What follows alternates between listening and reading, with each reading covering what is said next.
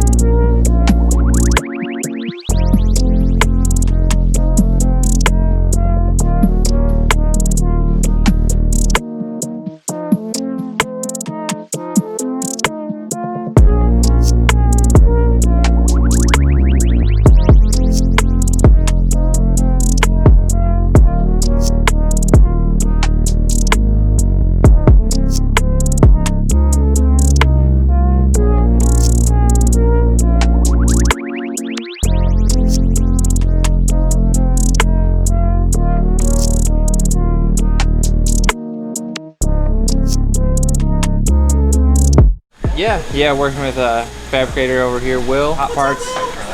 Got all the hot parts fabbed up for this kit. Manifolds, changed up the motor mounts. Wastegate actuators are actually mounted to the motor mounts now. So transmission. This is it's not stock. Not stock. No, this is built by Pure. A little bit more insurance to make sure it's gonna handle all the extra horsepower this thing is gonna throw at it. It's got a Pro Torque converter in it. Once these guys are done with the wastegate actuators, we're pretty much ready to throw the downpipes in and then get it back in the chassis and start plugging stuff in, a little bit of wiring here and there, and on the home stretch, really. Sweet. Yeah. Awesome. So, you guys just finished? Yep. Okay, so you guys are doing the wastegates, or you're setting the wastegates up. What are you doing? What's that process? So we have adjustment rods on the wastegates, and we measure the closed position of the factory turbos, and when we put these turbos on, to make sure the closed position of the wastegates measures out the same voltage as it does in the stock turbos. That way there's no question when we're tuning it if the wastegates are actually closed or opening at the same time. What are you guys using to do that? This is just generic power supply. We can set the 5-volt sensor voltage and ground, and then we just measure with a multimeter. As we were talking about this motor, I was looking up here in the front, and I noticed this. So you see these like kind of two little pieces of metal, circles mounted up in this bracket. So Will actually made this, and this was an old design by Shane, who used to work here. So what Tyler was telling me is that if the AC compressor pulley is out of alignment just a little bit, there's a possibility that the way the belt's routed, he specifically said it could yeet off of this pulley and actually knock these connectors out. Josh, one of our sales reps, has a Q50, and so does Nick, our sales manager, and I believe they said it may have happened to both of them. So it seems like this is a common problem on these cars, that the belt will actually break off these connectors. So if you have a Q50 or Q60, just keep an eye out for that. So this thing has all of our cooling system upgrades, our expansion tank here. It's got the extended capacity tank in the fender there. So we're just going to get him set up with our fuel system. He's got our low pressure pump already, and we are going to get him set up with our flex fuel kit, as well as SYVECS all-wheel drive controller here. Woo-wee! This just dropped, boys and girls. I have to say this, for those of you that do not know, this does not make your Q rear-wheel drive. A few people have thought that you will actually kind of mess up your transmission. It's meant for burnouts. Burnout map switching and auto shift selection, so you could actually choose where the car will shift automatically without you pulling the pedal. So this has more than one function.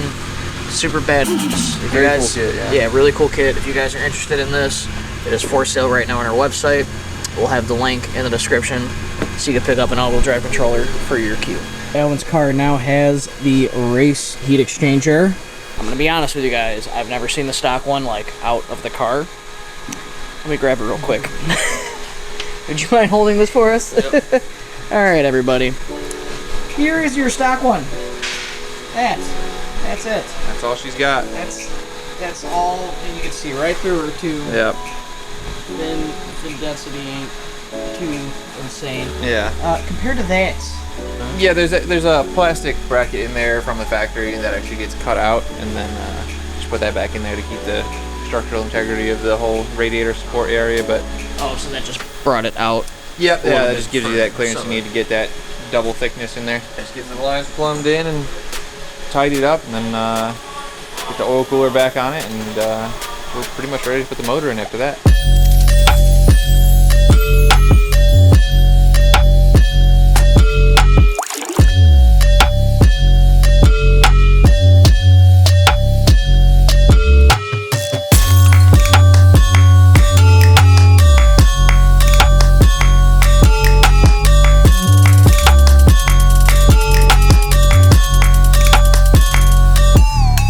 First of all, just give us a little backstory on the car. So a little backstory in the car. Luke's actually been a really good customer of ours. He came in before for an engine build and some other minor bolt-ons. Wanted to go a little bit bigger, more power, more torque. He really just wanted to push the car as much as he could, get as much power out of it. So he brought it back. We did a little bit of changes to it, and we ended up building the motor. So it's actually a 2.4 stroker build now. We upgraded the turbo. I'm not sure in the size of the turbo before, but it's a 6766 PTE turbo, which is pretty big for these cars. It's a big turbo. Plus, he already had a lot of bolt-ons on the car, so we were able to utilize those. But from there, we did some other things, upgraded cob tuning to SYVECS. So it's running a full SYVECS ECU on here, full standalone, really cool. We're able to do a lot of cool things like flat foot shifting, you know, install different maps, flex fuel, all that good stuff. So it really helped with the build. Transmission wise, it's a fully built trans from Shep Trans. Shout out to them. These look like some legacy products. Yeah. Do we still sell these? Some of them. A lot of our EVO 10 stuff, we've kind of been trickling out of production, unfortunately. As you know, time moves on, we're moving into different platforms. Still love for the 4B11, but as things kind of move along, you know, we're moving away from a lot of the EVO stuff. So, yeah, a lot of the parts you see in this car were some of the last ones that were produced. Now that the build's finishing up, you'll kind of see a lot of these parts kind of trickle out of production, unfortunately. But it's kind of the way things are going. Moving into V10s, still doing a lot of GTRs, but EVOs are getting a little bit more rare. What I love about Luke is I asked him about wheels and tires, because he did have stock wheels in there with snow tires. I'm like, hey, now you're putting on a lot of power. You should probably think about doing some nicer wheels, maybe some tires. He's like, all right, cool.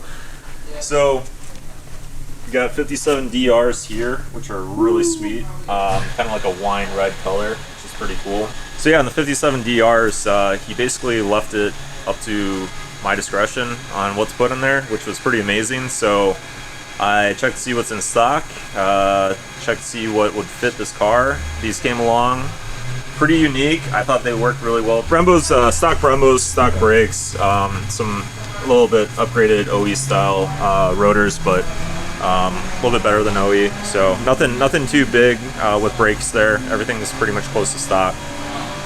Suspension wise, we did Stance XR1 coilovers, some white line products for bushings, just kind of dial the suspension in, have a little bit more adjustability with everything. Doing alignment on it soon once the car's finished with tuning, which is pretty close, and that should be it. So everything's pretty minor with the suspension, but we upgraded what we needed to do on the car with putting down all that power. We want to make sure that suspension is going to hold up as well. Little teaser, it makes a ton of power. Yes. A ton.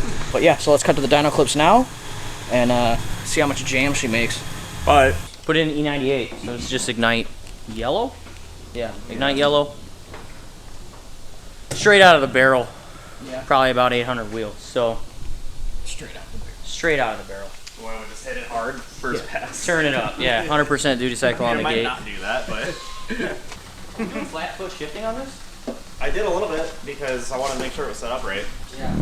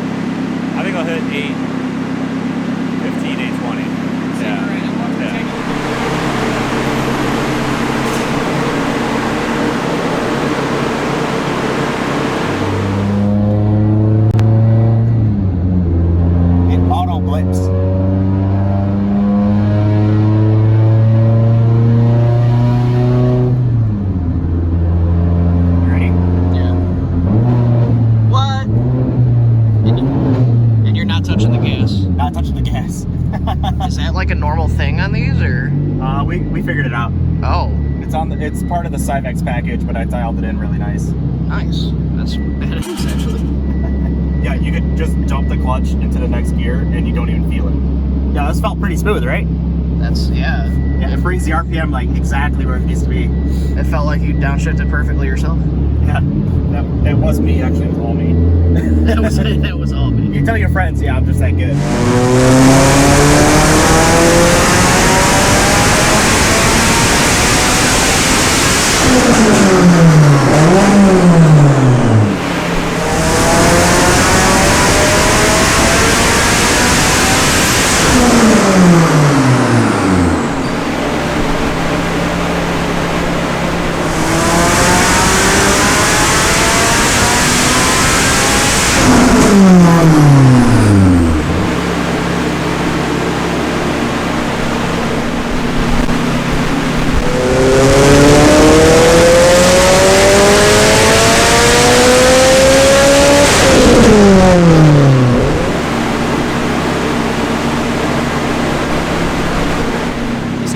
Putting down some power. This is nuts.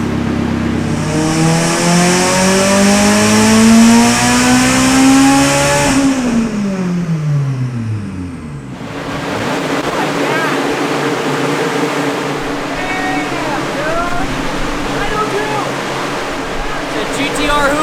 Yeah, right?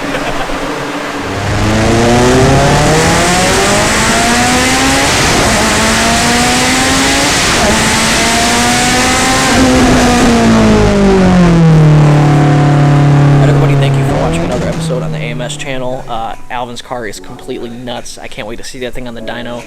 I might not be able to capture it. The car is strapped to the dyno now, but I leave Monday for SEMA, so I'm going to try to have somebody here get some video footage while the car is on the dyno, but we'll finish out that build with a part 2 in the future, and then Luke with that EVO 10, that thing making 900 on the dyno. That is that is a complete monster of an EVO build. With that being said, thank you guys for watching another episode, and we'll see you at SEMA.